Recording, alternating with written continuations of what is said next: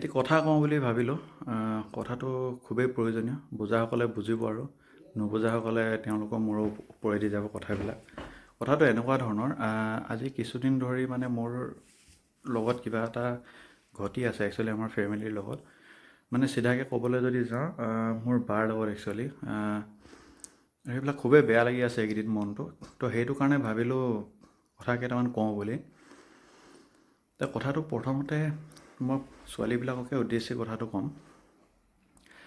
এই যে প্ৰেম ভালপোৱা কৰি যে এই কলেজ লাইফত বা স্কুল লাইফৰ পৰা ছোৱালীবিলাকে যে একো নভবা নিচিন্তাকৈ যে কিবা এটা ডিচিশ্যন লৈ লয়, যেনে কাৰোবাক ভাল পাই প্ৰেমত পৰি বিয়া হৈ গুচি যায়, ঠিক আছে, বা পলাই গুচি যায়, সেই ছোৱালীবিলাকক স্পেচিয়েলি কৈছোঁ মই।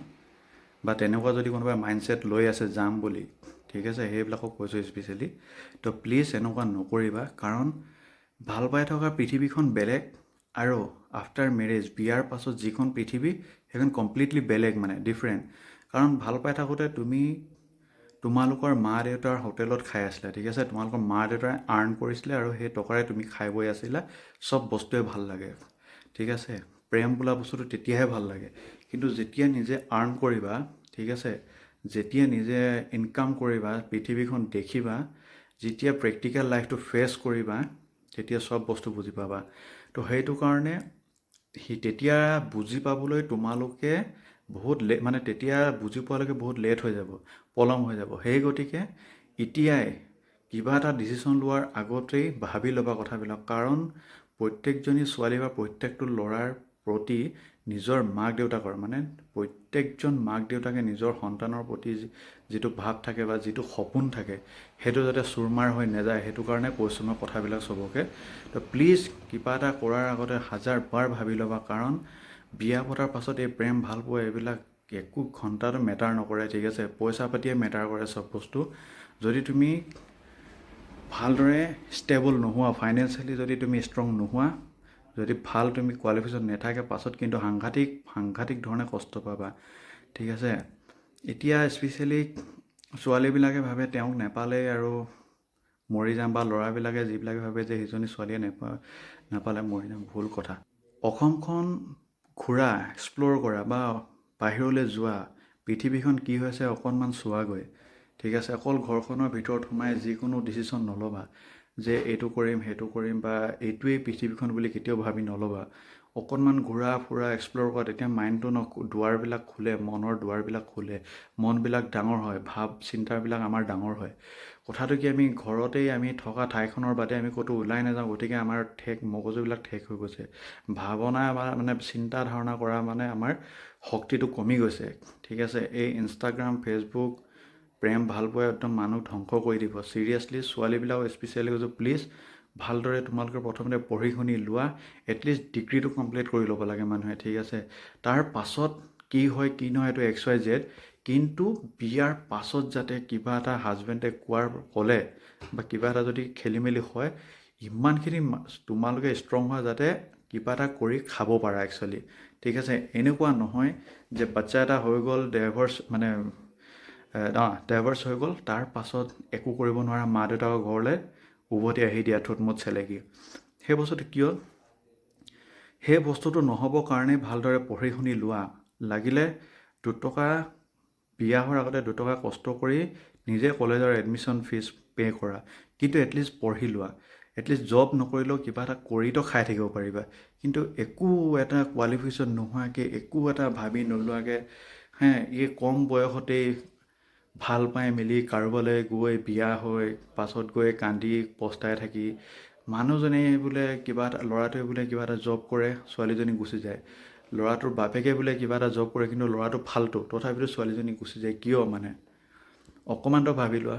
এতিয়া এইখিনি কথা এইটো কাৰণে কৈছোঁ, কাৰণ এতিয়া মোৰ বাৰ লগত মানে কিছুমান ঘটনা ঘটি গ'ল বা দেখি আছোঁ, আৰু বহুত তেনেকুৱা মই মানুহ দেখিছোঁ বা লগ পাইছোঁ বা গম পাওঁ বা চিনি পাওঁ। তো সেইখিনি দেখি খুব বেয়া লাগে একচুৱেলি। বিয়াৰ পাছত যিবিলাক অৱস্থা হয় ছোৱালীবিলাকৰ, একচুৱেলি সেইবিলাক ছোৱালীয়ে বেছি কষ্ট পায়, যিবিলাকে মানে একো এটা নভবা নিচিন্তাকৈ ডিচিশ্যন এটা লৈ লয়, লাষ্টত একো কোৱালিফিকেশ্যনো নাথাকে, বা জব এপ্লাই কৰিবলৈ কোৱালিফিকেশ্যন নাই, বা কিবা এটা বিজনেছ কৰিবলৈও টকা নাই। তেনেকুৱা ছোৱালীবিলাকৰ বেছি কষ্ট হয়।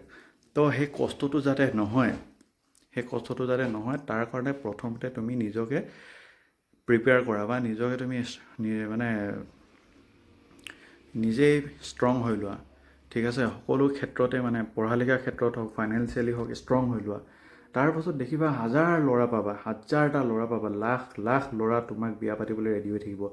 এইটোৱেই যে মোৰ শেষ বুলি কেতিয়াও ভাবি নল'বা মানে, ঠিক আছে। আমাৰ মানে মেইন ভুলটোৱে সেইটো যে ইয়েই শেষ আৰু ইয়াতকৈ আৰু আগত একো নাই বুলি। কিন্তু সেই যে মাক দেউতাকে যে জন্ম দিলে, মা দেউতাৰ সপোন, আশা সকলো শেষ কৰি পেলাই ক্ষন্তেকতে মানে নহ'বা নিচিন্তা কৰে। সেইটো কাৰণে কৈছোঁ, ল'ৰাবিলাকেতো ভাই হাজিৰা কৰি হ'লেও খাই ল'ব, ঠিক আছে।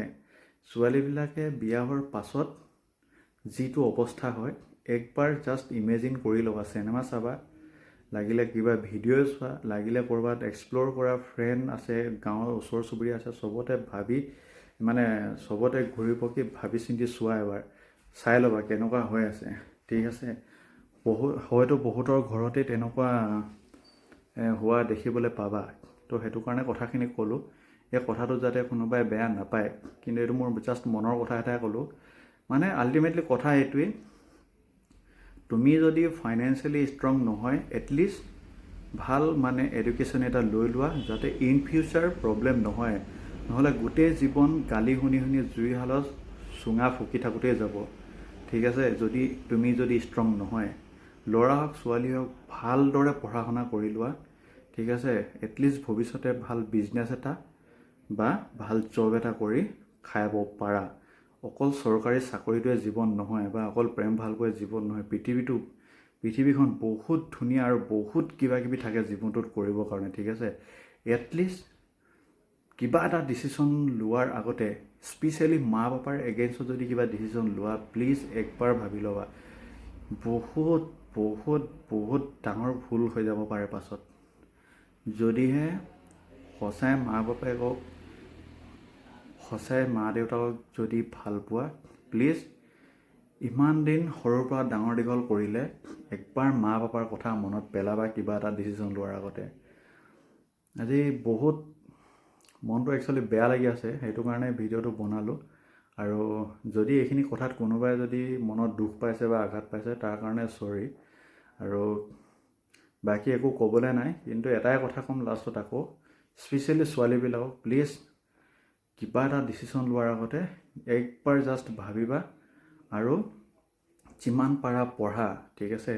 একো সময় গুচি যোৱা নাই, যিমান পাৰা পঢ়িব আছে পঢ়ি লোৱা, নতুন এক্সপেৰিয়েঞ্চ লোৱা, নতুন ক'ৰ্চ আছে আজিকালি, ভাল লাইন আছে পঢ়িবৰ কাৰণে, সেইবিলাকত যোৱা। অকল ডিগ্ৰীটো কৰি থৈ দিলেও নহয়, কিবা কিবি আজিকালি ঢেৰ অপশ্যন আছে, লৈ লোৱা সেইবিলাক, ভালদৰে পঢ়া শুনা কৰি লোৱা। তাৰপাছত সময়ত সেই ভালপোৱা ল'ৰাজনৰ লগতেই যাতে বিয়া হৈ থাকিবা, কিন্তু এটা সময়ত গৈ বিয়া হ'বা।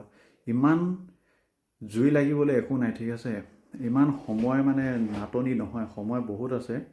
ইমান মানে উশাহ নোপোৱাকৈ ডিচিশ্যন কেতিয়াও নল'বা। ভালদৰে ভাবি চিন্তি লোৱা ডিচিশ্যন এটা, আৰু ডেফিনেটলি ভাল হ'ব। ভাল ডিচিশ্যন ভালদৰে যদি ভাবি চিন্তি লোৱা। কিন্তু খৰখেদাকৈ কৰা কাম একোৱেই ভাল নহয়, ঠিক আছে। অকণমান ভাবি চিন্তি কৰা কাম প্ৰত্যেকটো ভালেই হ'ব। তো ভাবি ল'বা। বাকী বিশেষ একো নকওঁ। যদি এই ভিডিঅ'টোৱে, আকৌ এবাৰ কৈছোঁ, ভিডিঅ'টোৱে যদি কাৰোবাৰ মনত আঘাত সানিছে বা যদি মই কিবা ভুল কথা ক'লোঁ, তাৰ বাবে চৰি। কিন্তু প্লিজ যদি ভাল কথা কৈছোঁ বুলি ভাবে অকণমান হ'লেও, তেন্তে অলপ ভাবিব কিবা এটা ডিচিশ্যন লোৱাৰ আগতে। বাকী থেংক ইউ ভিডিঅ'টো চোৱাৰ বাবে।